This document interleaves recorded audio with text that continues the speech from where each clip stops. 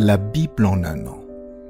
1 Roi chapitre 19, Psaume 136, Proverbe 17, 14 à 15.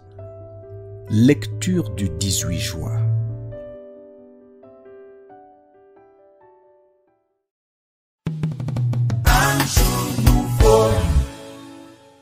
Actes chapitre 12. Vers le même temps, le roi Hérode se mit à maltraiter quelques membres de l'Église et il fit mourir par l'épée Jacques, frère de Jean. Voyant que cela était agréable aux Juifs, il fit encore arrêter Pierre. C'était pendant les jours des pains sans levain. Après l'avoir saisi et jeté en prison, il le mit sous la garde de 4 escouades, de 4 soldats chacune, avec l'intention de le faire comparaître devant le peuple après la Pâque. Pierre donc était gardé dans la prison, et l'Église ne cessait d'adresser pour lui des prières à Dieu.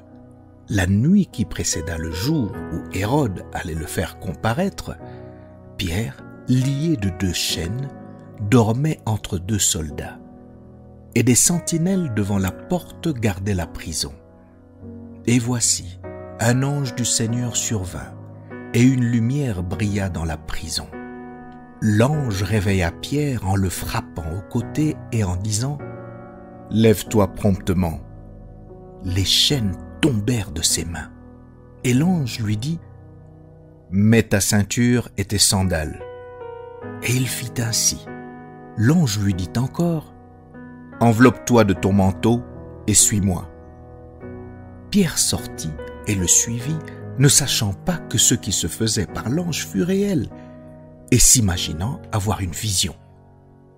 Lorsqu'ils eurent passé la première garde, puis la seconde, ils arrivèrent à la porte de fer qui mène à la ville et qui s'ouvrit d'elle-même devant eux. Ils sortirent et s'avancèrent dans une rue. Aussitôt l'ange quitta Pierre. Revenu à lui-même, Pierre dit « Je vois maintenant d'une manière certaine que le Seigneur a envoyé son ange et qu'il m'a délivré de la main d'Hérode et de tout ce que le peuple juif attendait. » Après avoir réfléchi, il se dirigea vers la maison de Marie, mère de Jean, surnommée Marc, où beaucoup de personnes étaient réunies et priaient. Il frappa à la porte du vestibule et une servante, nommée Rhode, s'approcha pour écouter. Elle reconnut la voix de Pierre et dans sa joie, au lieu d'ouvrir, elle courut annoncer que Pierre était devant la porte. Ils lui dirent « Tu es folle !» Mais elle affirma que la chose était ainsi et ils dirent « C'est son ange !» Cependant, Pierre continua à frapper. Ils ouvrirent et furent étonnés de le voir. Pierre, leur ayant de la main fait signe de se taire, leur raconta comment le Seigneur l'avait tiré de la prison, et il dit « Annoncez à Jacques et aux frères. » Puis il sortit et s'en alla dans un autre lieu. Quand il fit jour, les soldats furent dans une grande agitation pour savoir ce que Pierre était devenu. Hérode, s'étant mis à sa recherche et ne l'ayant pas trouvé, interrogea les gardes et donna l'ordre de les mener au supplice. Ensuite, il descendit de la Judée à Césarée pour y séjourner.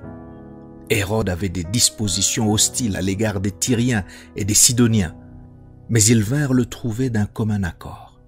Et après avoir gagné Blaste, son chambellan, ils sollicitèrent la paix, parce que leur pays tirait sa subsistance de celui du roi. À un jour fixé, Hérode, revêtu de ses habits royaux et assis sur son trône, les harangua publiquement. Le peuple s'écria « Voix d'un Dieu et non d'un homme !» Au même instant, un ange du Seigneur le frappa parce qu'il n'avait pas donné gloire à Dieu. Et il expira, rongé des vers. Cependant, la parole de Dieu se répandait de plus en plus et le nombre des disciples augmentait. Barnabas et Saul, après s'être acquittés de leur message, s'en retournèrent de Jérusalem, emmenant avec eux Jean, surnommé Marc.